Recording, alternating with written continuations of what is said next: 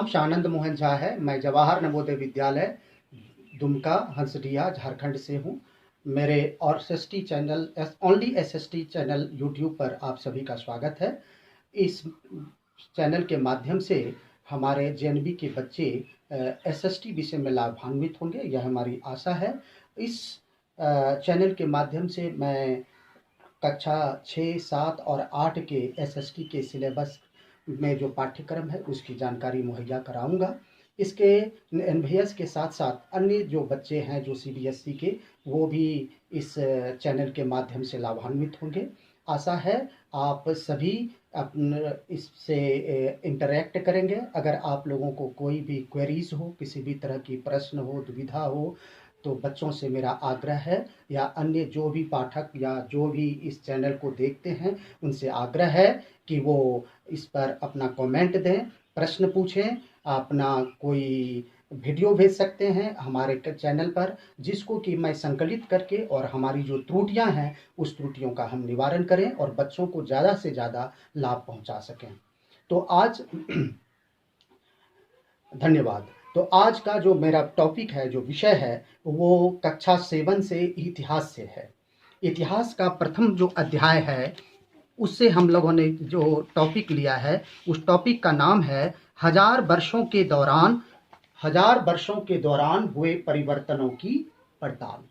इस टॉपिक को समझने के लिए सबसे पहले हम बच्चों से अनुरोध करेंगे कि क्लास 6 में जो आपने इतिहास की जो पुस्तक पढ़ी है उसका पुनरीक्षण या उसका अवलोकन, उसकी स्मृति भी होनी अति आवश्यक है। आपने पढ़ा आरंभिक मानव के बारे में पढ़ा। उस अध्याय में आपने पढ़ा इतिहासकार किसे कहते हैं, आपने पढ़ा पुरातत्ववेत्ता किसे कहते हैं। इतिहास के स्रोत से आप लोगों ने अवगत हुआ कि इतिहास का निर्माण करने के लिए हमें किन किन सामग्रियों को, इतिहासकार कैसे इतिहास का निर्माण करते हैं, उन्हें किन किन चीज़ों की आवश्यकता होती है, इसके बारे में आपने बेसिक जानकारी क्लास 6 में प्राप्त की है।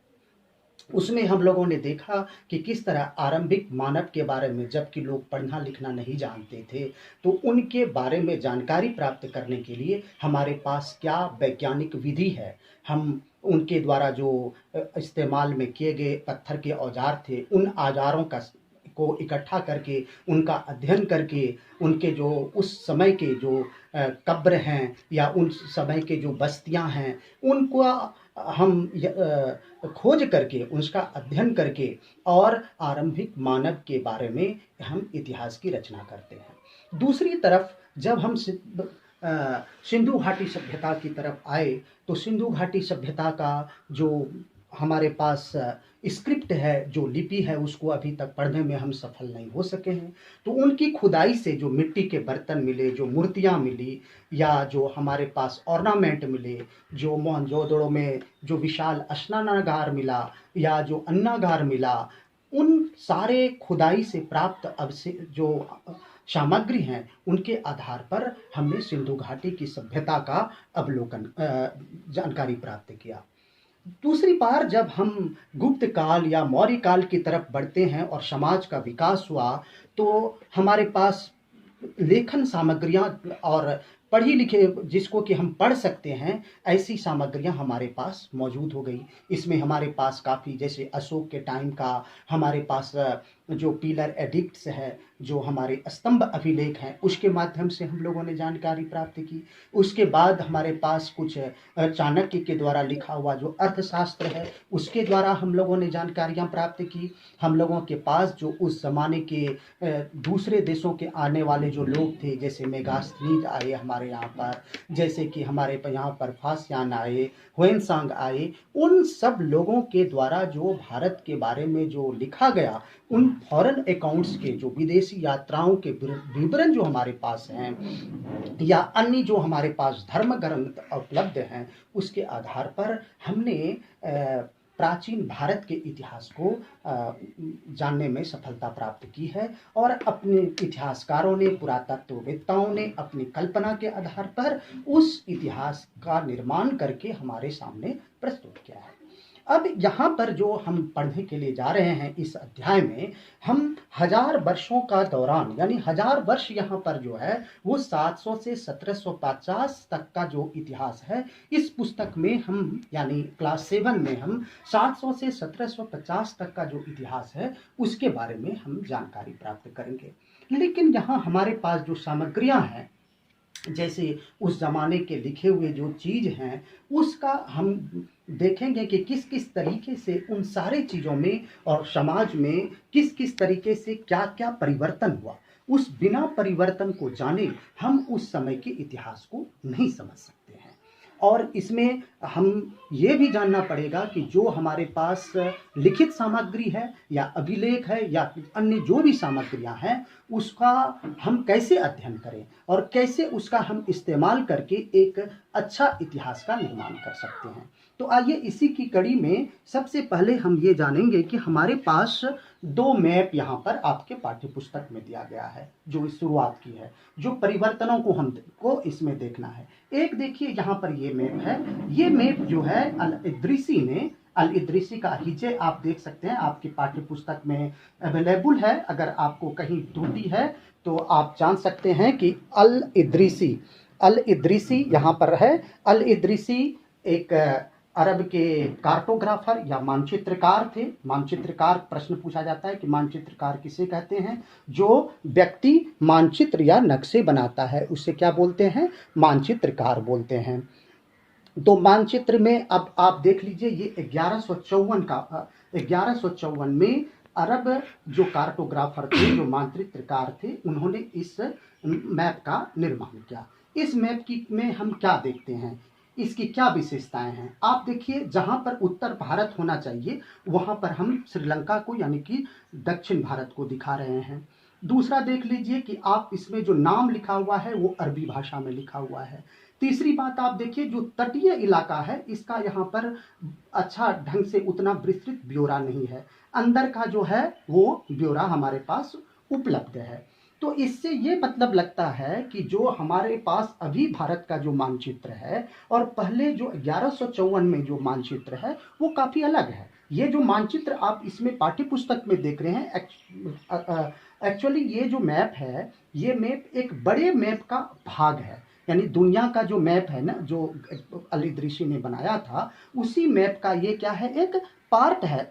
ये पार्ट में किसको दिखाया गया है? भारतीय उपमहाद्वीप को दिखाया गया है।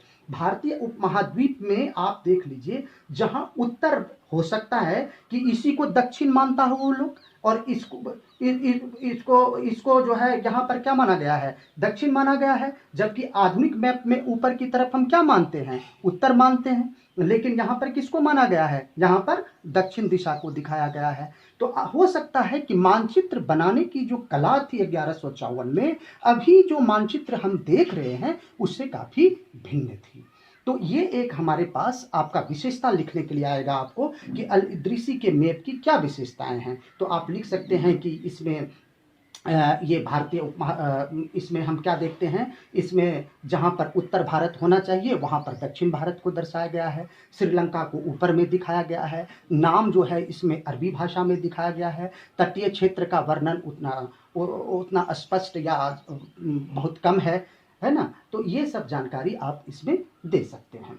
दूसरा एक मैप आप उसी में देखेंगे जो कि फ्रांसीसी कार्टोग्राफर ने बनाया है। फ्रांसीसी मानचित्रकार ने ये मैप बनाया है। आप ये मैप देख सकते हैं। ये मैप आज के मैप से, ये मैप आप देख लीजिए, ये मैप आप देख लीजिए। इस मैप में आप क्या देखते हैं कि यह जो मानचित्र है, यह मानचित्र अभी जो हमारे पास भारत का मानचित्र है उससे मिलता जुलता है। और इसमें आप देख लीजिए कि ये जो तटीय क्षेत्र का इलाका है, ये काफी स्पष्ट और विस्तृत आश्चर्यजनक ब्यौरा इसमें प्रस्तुत किया गया है। इसमें जो नाम है वो यूरोपीय भाषा में हैं। और इसका इस्तेमाल कौन लोग करते थे? इनका इस्तेमाल जो फ्रांस के व्यापारी लोग थे, वो लोग इसका रास्ता, समुद्री रास्ता से वो लोग व्यापार करते थे। तो समुद्री रास्ता के लिए इसलिए तटीय इलाके का इसमें ज़्यादा वर्णन है, क्योंकि इसका इस्तेमाल, इस तरह के मैप का इस्तेमाल कौन करते थे? इसका इस्तेमाल व्यापारी लोग करते थे। अब आप ये देखिए कि आप अंदर के भाग को उतना ज़्यादा, इसमें जो भीतरी हिस्सा है उसका ज़्यादा विवरण नहीं दे करके इधर का ज़्यादा दिया गया है। ऐसा क्यों किया गया है? क्योंकि वो लोग ज़्यादा, उनको कहाँ पर थी, जो व्यापारी कोठियाँ थी या व्यापार का रिश्ता जो है वो समुद्र तटीय, कहाँ पर बंदरगाह होगा, कहाँ पर वो अपने जहाज में सामान उतार सकते हैं, रख सकते हैं, इसलिए उसका यहाँ पर हमको विवरण ज़्यादा मिलता है। आपको अब प्रश्न आ सकता है, आप इस दो मैप पर आधारित कुछ प्रश्न आ सकते हैं कि अल इद्रिसी कौन थे, और अल इद्रिसी के ने जो भारतीय महाद्वीप का जो मानचित्र बनाया उनकी क्या विशेषताएं थी। दूसरा प्रश्न आ सकता है कि फ्रांसीसी मानचित्रकार ने जो भारतीय उपमहाद्वीप का मानचित्र बनाया उनकी क्या विशेषताएं थी। तो तीसरा प्रश्न आपको आ सकता है कि अल इद्रिसी का जो मानचित्र है और जो मानचित्र किसका है, ये फ्रांसीसी मानचित्रकार का जो मानचित्र है, इस दोनों में तुलना करने के लिए, दोनों की तुलना करिए। इसमें एक नंबर के भी कुछ प्रश्न आ सकते हैं, जैसे अल इद्रिसी ने मैप कब बनाया, है ना। और इसमें से कुछ और भी प्रश्न हैं जो कि बॉक्स में प्रश्न हैं।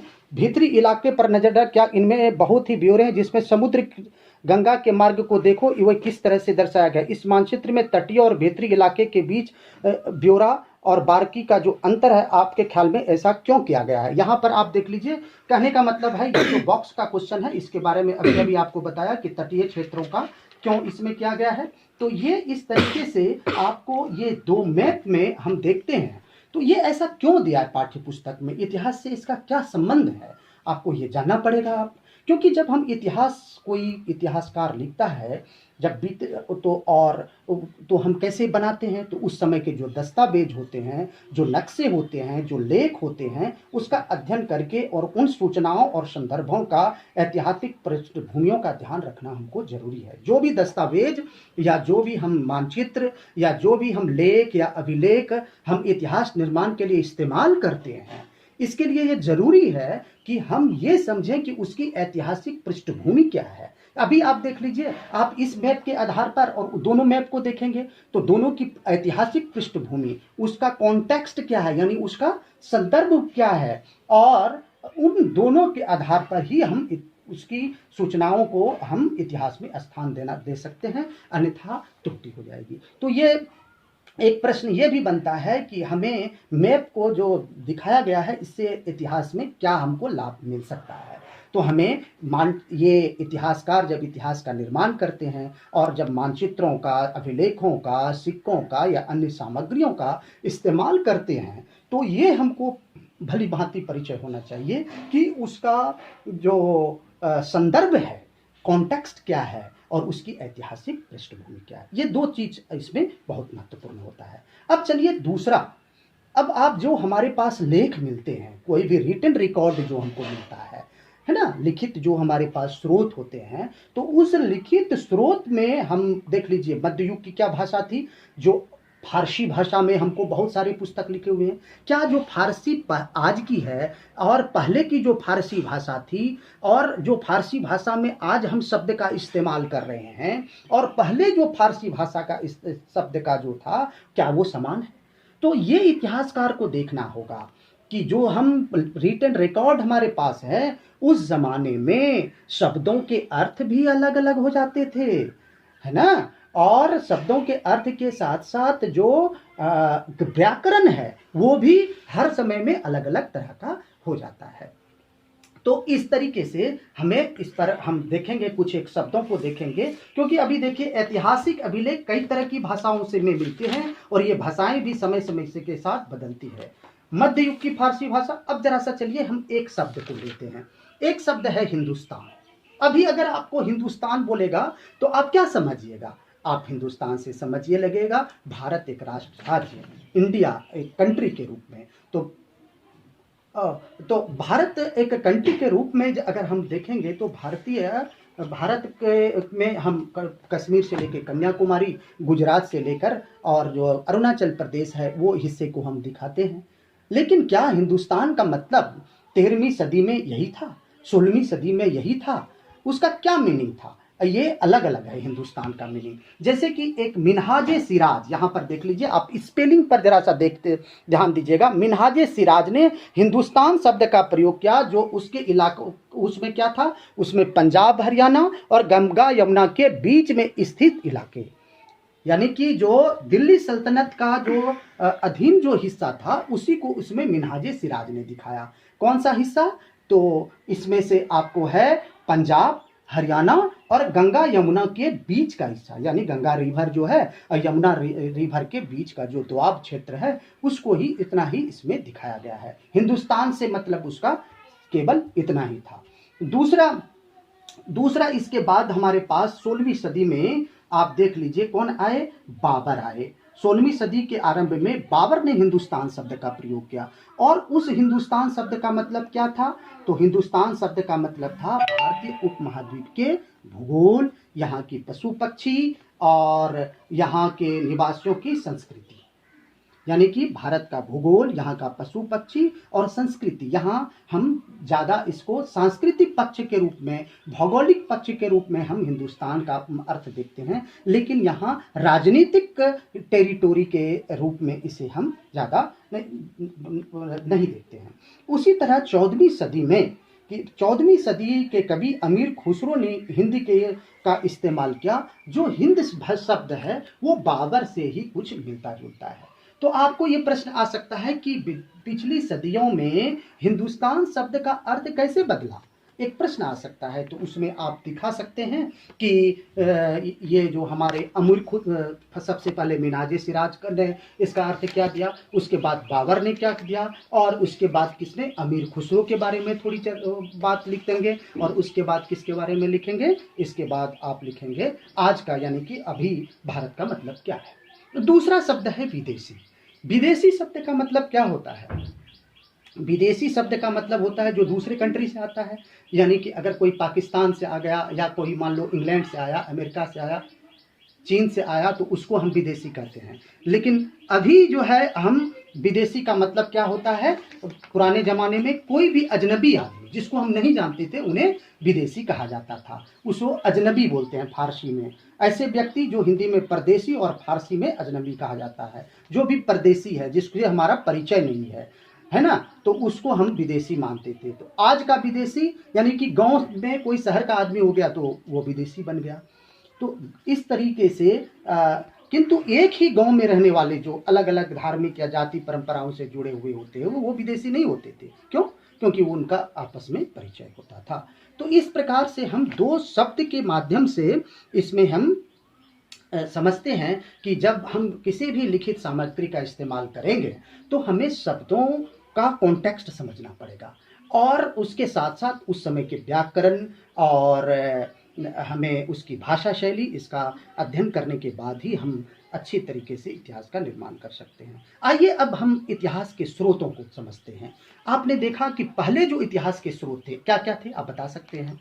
तो आप बताइए। इसमें से सिक्के थे, अभिलेख थे, कुछ रिटन रिकॉर्ड्स थे, जो उस समय जो खुदाई में प्राप्त सामग्रियां थी, है ना, इसके ये सारी चीज़ें मिलती थी। इसके बाद इस समय में हम लोगों को धर्म ग्रंथ आ गया, है ना, वृत्तांत आ गया, संतों के लेखन, उपदेश आ गया, अर्जियां आ गई, अदालतों के दस्तावेज, और ये सारी चीज़ें आ गई।